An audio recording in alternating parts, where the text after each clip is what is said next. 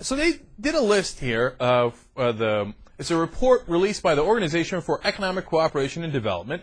It's a Paris-based group of 30 countries with democratic governments that provide economic and social statistics and data. So, and I've seen their data before, very relevant group, and they do this from time to time. Now, it's a report on happiness. How do they measure happiness? Well, it's a subjective test. It's not like they say, all right, he looks happy to me, or he doesn't. They ask people, are you happy about this in your life, this, this, this? And they have a number of questions. They total it all up. The final score, maximum score on the happiness scale is 100, and they're basically asking you whether you're happy or not, right? Top 10 countries are pretty much all in Northern Europe, except two, New Zealand and Canada. The United States did not make the top 10. So that's kind of interesting, right? China is one of the lowest countries on the list. And so already the numbers by themselves are interesting. So, but when you go into the reasons behind it, again, since they asked people what makes you happy, how happy are you, etc., the people actually tell you what it is that does make them happy. The reason behind it are, I think, even more interesting. So, why? Why did all these countries and I'll tell you who came in the top three: Denmark, Finland, and the Netherlands. Now remember, a lot of these are the same countries that are accused by the right wing in this country as being socialist.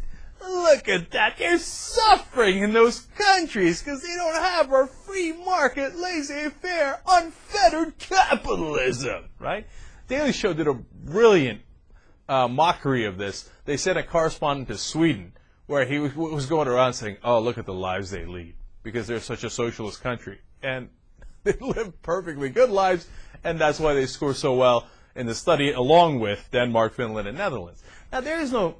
the reality is there's no purely capitalist country and purely socialist country. Everything's a mix. But those countries are on the scale, are relatively more socialist.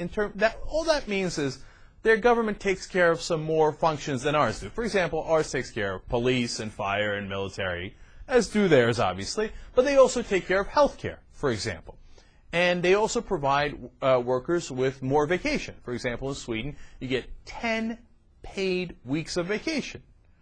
Now, when they did this report, they said, does that make you happier? And the answer that people gave was, of course it makes me happier that, one, I have guaranteed health care, so I'm not, nervous over if I'm going to be devastated by a disease, whether financially or health-wise. Number two, do I enjoy 10 weeks of vacation a year? Obviously I do, right? And their incomes are actually, per capita, higher than U.S. incomes, but they only work 37 hours a week on average, which is fantastic, right?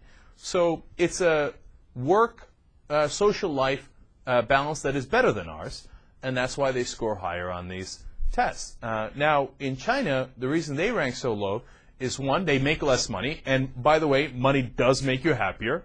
The study is very real, okay? They say, hey, the fact that you have X, Y, and Z covered because you have more money, does that help? And again, the answer is, of course it does. Now, for example, I'll give you the easiest example in the world. Does having air conditioning in the summer help you, being able to afford air conditioning?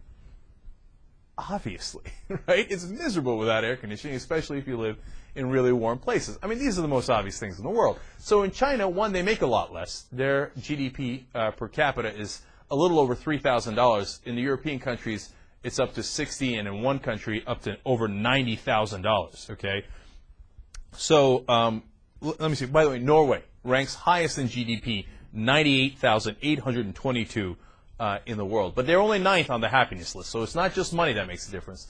But in China, they also work 47 hours a week. So that's 10 hours per week on average, more than those Northern European countries. So if you're working a lot and you're not making as much money, you're not going to be as happy. Now, in a lot of ways, you say, why even do this story? It's the most obvious thing in the world. But the reason to do it is to remind you folks, look, it doesn't mean they have all the answers and that their government does everything right and ours doesn't. That's way too simplistic. But the idea that these socialist countries are suffering under this great yoke of socialism is beyond absurd. So it turns out just because we're America, we might not do everything right. It might not be ideal, but it's the best in the world. Why? Because we're America. You just calm down for a second. Let's look around. Maybe that's not true. I love this country, but part of the reason I love it is because we can learn and we can change. So if somebody's doing something better, maybe we ought to look into it. Call me crazy.